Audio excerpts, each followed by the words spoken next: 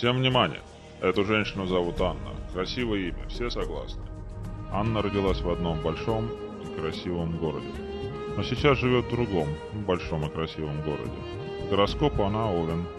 Вполне соответствует этому огненному знаку. У Анны две младшие сестры Ольга и Ульяна. Они живут с их отцом, Германом Яковлевичем, профессором государственного университета. Анна редко их видит и очень скучает. Анна работает менеджером в крупной строительной компании, которая возводит красивые дома в городе, где она живет. Но по вечерам Анна преображается. Еще в детстве она занялась бальными танцами и не бросает их до сих пор. Это Виолетта, подруга Анны. Она профессиональная танцовщица и получает за танцы неплохие деньги. Подруги часто встречаются поболтать в центре города. Другая подруга, Александра, недавно уехала в Голливуд. Оттуда шлет радостные письма и красивые фотографии. Анна любит живые цветы и яркие цвета.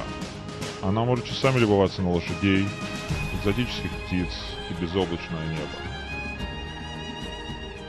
Она 4 раза смотрела мюзикл «Кошки», и иногда и снятся мистические сны.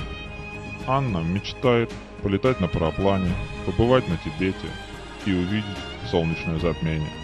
Еще будучи подростком, Анна стала страстной поклонницей Вячеслава Бутусова. Но больше всего она любит своих двух Алешек, мужа и сына. Завтра Анна придет к нам за новым автомобилем. Уверен, мы сможем подобрать ей ту марку, которая больше всего ей подходит.